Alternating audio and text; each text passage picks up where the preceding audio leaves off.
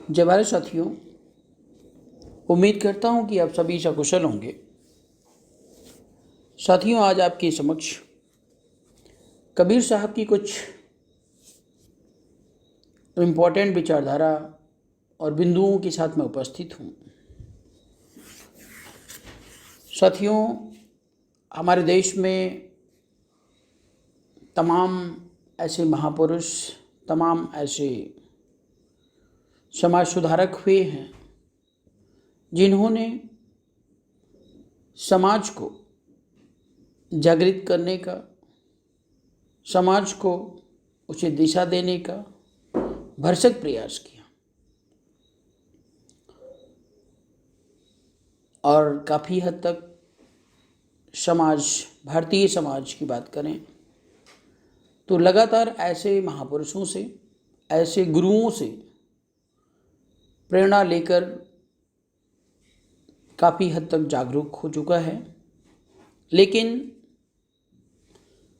अभी भी अगर मैं बात करूं तो वो सिलसिला जहाँ पे ईर्ष्या है, द्वेष है, स्वार्थ है, ये तमाम ऐसी बीमारियां हैं जिससे व्यक्ति निकल नहीं पा रहा है। और जो कबीर साहब का मार्ग है वो वास्तव में परमानंद का मार्ग है। जैसे आपने अक्सर सुना होगा, लोग कहते हैं मोक्ष की प्राप्ति, तो मोक्ष कहाँ पर मिलता है, वो मोक्ष धाम कहाँ पर है। कभी किसी ने इसको देखा नहीं है और ये सोच अगर आपके दिमाग में है कि कहीं पर ऐसी जगह है जहाँ पर हम जाकर मोक्ष की प्राप्ति करेंगे, तो मैं ये कहूँगा कि ये आपका भ्रम है। साथियों, जो भी कुछ है वह सब यहीं पर है और उसे प्राप्त करना, ना प्राप्त करना, ये हमारे ऊपर निर्भर करता है। साथियों, जो कबीर साहब का मार्ग है, मैंने पहले आपको स्पष्ट किया, वो त्याग का मार्ग है। और त्याग में इतना आनंद है, इतना आनंद है, अगर आप इस मार्ग पर आ जाते हैं तो निश्चित तौर पर जिस मोक्ष की तलाश में आप रहते हैं, अर्थात परमानंद की तलाश में आप रहते हैं, वो परम आनंद का अनुभव आप स्वयं कर लेंगे। और सबके बस की बात नहीं है। कबीर साहब ने इन्हीं चीज़ों को अपने शब्दों में लिखा है। बोला है, कबीरा खड़ा बाजार में लिए लुकाठी हाथ, और जो घर फूके अपना सो चले हमारे साथ। ये दो पंक्तियां ऐसी हैं जो कबीर साहब के व्यक्तित्व का पूरा पूरा परिचय देती हैं। इन पंक्तियों का अर्थ भी बहुत गंभीर है। यदि इन पंक्तियों का अर्थ समझ लिया जाए तो बात अपने आप स्पष्ट हो जाएगी। कबीर बाजार में लुकाठी आप जानते होंगे, जलती हुई लकड़ी के ऊपर कागज नहीं, कपड़े का कुछ लपेट कर भी आप बना सकते हैं, तेल घी लगा के, या ऐसे ही जलती हुई लकड़ी आप लेकर चलें तो उसे लुकाठी कहते हैं। कहने का मतलब कि आप कुछ जला करके निकले हुए हैं और वहाँ से एक लकड़ी का जलता हुआ टुकड़ा लेकर निकले हुए हैं, तो उसको आप लुकाठी कह सकते हैं। कबीर बाजार में लुकाठी लिए खड़े हैं और कहते हैं कि जो अपना घर फूंकना चाहे वह मेरे साथ चले। अब सोचने वाली बात यह है, किसे पड़ी है अपने घर को फूंकने की, पर कबीर के साथ जो चलना चाहे उसे तो अपना घर फूंकना ही पड़ेगा। अजीब बात है, जब घर ही फूंक गया तो बचा क्या, और फिर किसके लिए चला जाए। यही तो कबीर की अखड़ता है। कबीर के काव्य व्यक्तित्व के बारे में संक्षेप में कहा जाए तो दो बातों से काम चल जाएगा, कथनी के कवि और अक्खड़ या क्रांतिकारी कवि। कथनी से तात्पर्य यह है कि उनका काव्य कहने और सुनने के लिए है, एक हृदय से निकलकर दूसरे के हृदय पर प्रभाव डालता है। उन्होंने सुंदर सुंदर कीमती पुस्तकों में छपने के लिए काव्य रचना नहीं की, वरन इस उद्देश्य से की कि लोग सुनेंगे, सुनाएंगे और उसमें जो है उसको अमल में लाएंगे। एक विद्वान ने कहा है कि कविता जीवन की आलोचना है। इसका प्रमाण कबीर साहब की कविता में है। तुलसीदास और भी इसी तरीके कथनी के कवि हैं। और देखा जाए तो हिंदी में यही दो ऐसे कवि हैं जो कथनी के कवि हैं, जनमानस को उद्वेलित करने की ताकत रखते हैं। हम कुछ अलग चले गए। जिस दोहे की बात शुरू हुई थी उसका वास्तविक अर्थ अभी नहीं हुआ है। जो अर्थ किया गया था वह ऊपरी या बाहरी था, वास्तविक अर्थ कुछ गूढ़ है। कविता में और मुख्य रूप से कविता में ही यह गुण होता है कि वह दो दो अर्थ देती हैं। इसमें भी एक दूसरा अर्थ है जो प्रतीकों के तात्पर्य के आधार पर निकलेगा। अर्थात कबीर समाज में एक क्रांति उपस्थित करना चाहते हैं, समाज को पूरी तरह बदल देना चाहते हैं, क्योंकि यह समाज थोथे रीति रिवाजों, ढोंगों, पाखंडों से जर्जर हो गया है। इसके लिए उनके हाथ में लुकाठी है, अर्थात क्रांतिकारी विचार है। बात को समझिएगा, यहाँ पे क्रांतिकारी विचार की बात हो रही है, और जब तक क्रांतिकारी विचार समाज में समाहित नहीं होगा और आप उसे स्वीकार नहीं करेंगे, उन विचारों के माध्यम से या उन विचारों पर आप अमल नहीं करेंगे, तब तक समाज में परिवर्तन संभव नहीं है। और यह विचार हृदय में आग धधका देती है। कबीर का साथ जो देना चाहता है उसे भी अपने ऐसे ही क्रांतिकारी विचार बनाने पड़ेंगे। और अब तक जिन झूठे आडंबरों और पाखंडों में मनुष्य रहता आया है, उन सब की होली हमें जलानी पड़ेगी, जिसमें उन झूठे आडंबरों के प्रति मोह है, यह कबीर के साथ कभी नहीं चल सकता है। उनका मार्ग टेढ़ा जरूर है, नया जरूर है। यही है कबीर का क्रांतिकारी व्यक्तित्व और उनका फार्मूला अर्थात सूत्र। कबीर के लिए शुरू में एक शब्द का प्रयोग किया गया था, अक्खड़। जो अक्खड़ है वह अपने मार्ग पर डटा रहने वाला है, वही क्रांति कर सकता है। जैसे आपने देखा होगा कि जो बीआरपी की जो विचारधारा है वो एकदम सॉलिड और फिक्स है। वही अक्खड़ता बीआरपी की विचारधारा में है। आपने तमाम नेताओं को देखा होगा कि नेता तो बन जाते हैं और वे बिना पेंदी के लूटा होते हैं,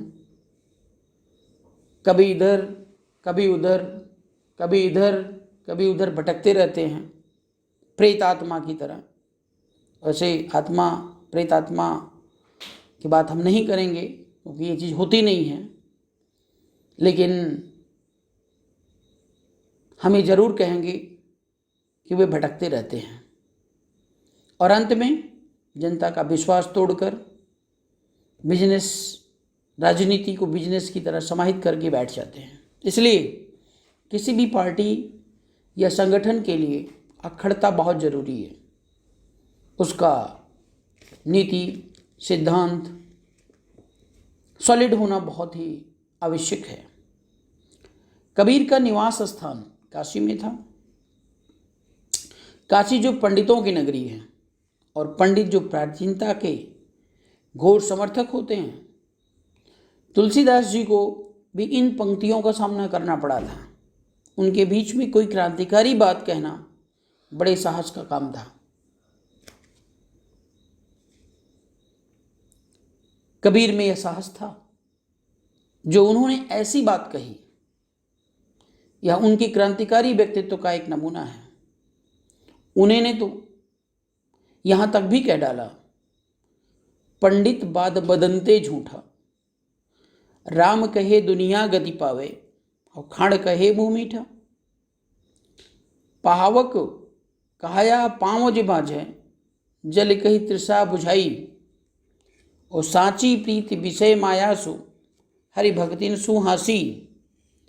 कहें कबीर प्रेम नहीं उपजे, बांध्यो जमपुर जासी। इतना ही नहीं, उन्होंने अनेक ऐसी कटुक्तियाँ कहीं जो उनके अक्खड़पन की परिचायक हैं। उनके साहित्य का एक अंग ही ऐसा है जो केवल इन्हीं बातों का उल्लेख करता है। धर्म का क्षेत्र हो या व्यक्तित्व जीवन अथवा समाज, सभी जगह उन्होंने अपनी आवाज़ पहुंचाने की कोशिश की है।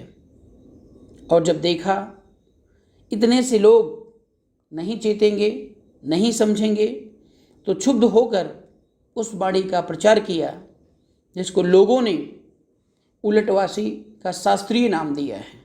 उलटवासियाँ बड़े अजीब अजीब अर्थ की द्योतक लगती हैं, पर इन अजीब अर्थों के पीछे एक विचार भी था, और उस विचार तक पहुंचना ही उलटवासी की असली अर्थ है या पहुंचना है।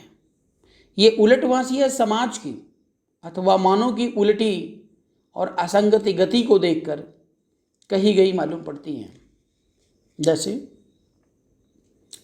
एक अचंभा देखा रे भाई, और ठाढ़ा सिंह चरावे गई।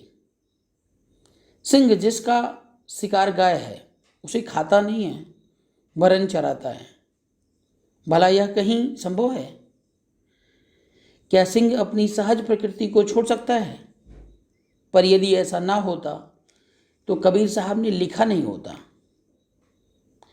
उन्होंने स्वयं इस बात को देखा होगा कि समाज अस्वाभाविक मार्ग पर जा रहा है और मनुष्य अपनी सहज प्रकृति को छोड़कर गलत कार्य कर रहा है।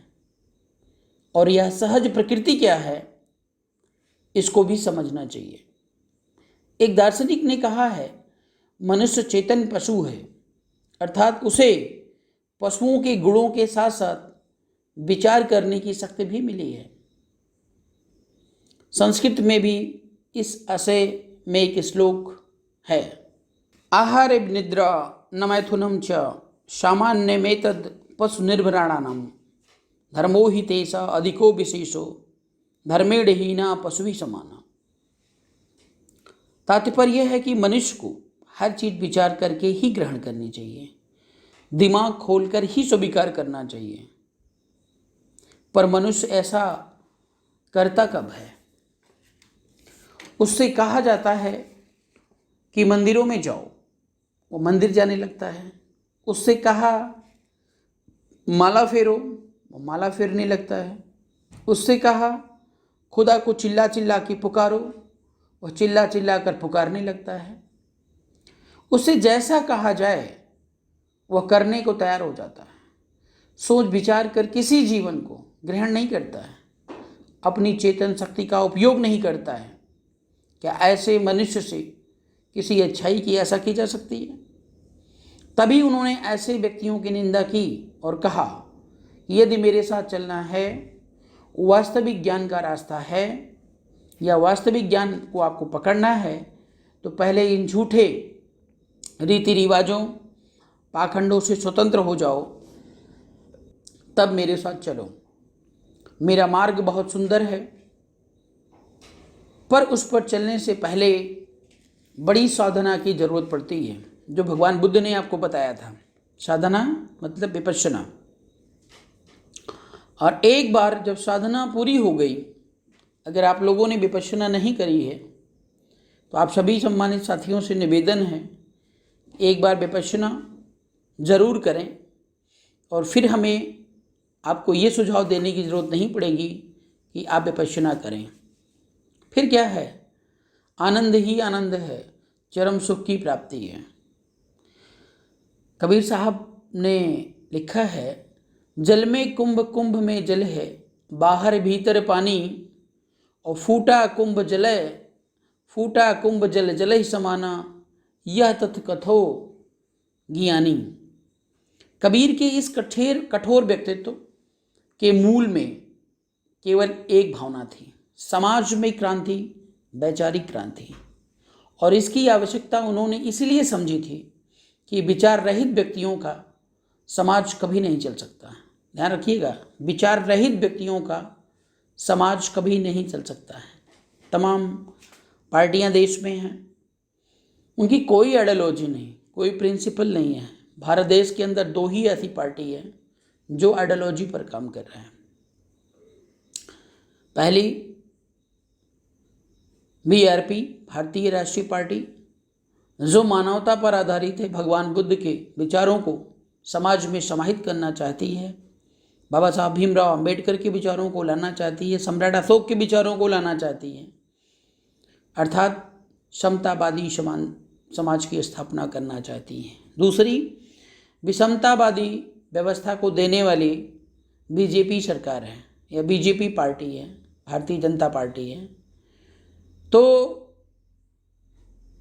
और जितनी भी पार्टियां अभी हैं वे सिर्फ और सिर्फ विधायक सांसद बनने के लिए, या कह सकते हैं अपना दुकान रोजगार चलाने के लिए काम कर रहे हैं। किसी भी पार्टी में दृढ़ता नहीं है। तो लड़ाई मानवतावादी विचारधारा और विषमतावादी विचारधारा, मीन समतावादी विचारधारा और विषमतावादी विचारधारा के बीच है। और ये हमें पूर्ण विश्वास है कि समतावादी विचारधारा ही सर्वथा जीतेगी, जो लगातार अकंटक राज भारत देश में करेगी। साथियों, बिना विचार के कोई भी मार्ग, कोई भी संगठन, कोई भी पार्टी सफल नहीं हो सकती है। चाहे धर्म के क्षेत्र की बात हो, चाहे समाज के क्षेत्र की बात हो, और चाहे भक्ति के क्षेत्र की बात हो, विचार सुस्पष्ट और दृढ़ होना चाहिए। आपको पता होगा बीआरपी की आइडियोलॉजी एकदम क्लियर और कंसेप्ट पूरा का पूरा क्लियर है। ऐसा न होने से अनेक प्रकार के भ्रमपूर्ण विचार मनुष्य पर आक्रमण करते हैं, अर्थात समाज में लागू होते हैं। वह कुछ समझ नहीं पाता है, अंत में द्विचित्त की हालत में बिना सोचे समझे एक मार्ग पर चल देता है और अंत में असफल होकर रह जाता है। कबीर के व्यक्तित्व की यह कितनी बड़ी विशेषता है जो मैं आपको बता रहा हूँ। कबीर की कठोर व्यक्तित्व के साथ एक व्यक्तित्व ऐसा भी था जो बड़ा कोमल था। इस कोमल और सरस व्यक्तित्व की अभिव्यक्ति भी बड़े स्वाभाविक ढंग से हुई है। लगता है जैसे सचमुच ही बिरहणी नारी का यह करुण क्रंदन है। आंखड़िया झाई पड़ी, पंथ निहारी निहारी, और जी भड़िया छाला पड़या, राम पुकार पुकारी। और दुल्हन गाँवों मंगलचार, हम घर आए हो राजा राम बतार। इस कोमल व्यक्तित्व की अभिव्यक्ति अनेक दोहों और पदों से हुई है। कुल मिलाकर कबीरवादों से दूर रहकर एक सहज सरल मार्ग के अनुयायी और प्रतिपादक हैं। ऐसा मार्ग जिसमें झूठ, पाखंड इत्यादि लेश मात्र भी नहीं है। मनुष्य का सुख उसकी विचारशीलता में है। स्वयं उन्होंने सदा एक निश्चित मार्ग का अनुसरण किया और यह कहकर कि जो गासी में तजो प्राण तो राम ही कहा निहोरा, अर्थात वे मृत्यु के समय मगहर आपको पता होगा बस्ती ज़िले में है, मगहर चले गए थे। कबीर में भक्ति है, दर्शन है, काव्य तत्व है, पर जो सबसे बड़ी चीज़ है वह उनका व्यक्तित्व, जो आलोचना करता है और चाहता है कि मानव समाज बदले, सुस्पष्ट जीवन बिताए। ये कुछ विशेषताएं हैं कबीर साहब की जो उनके व्यक्तित्व का निर्माण करती हैं। साथियों, कबीर साहब की पूरी विचारधारा को पार्टी अर्थात भारतीय राष्ट्रीय पार्टी आत्मसात करती है, और जो ये हिंदू और मुस्लिम के बीच की खाई है, भारतीय राष्ट्रीय पार्टी इसको पूर्णतः ख़त्म कर देना चाहती है। बहुत बहुत धन्यवाद।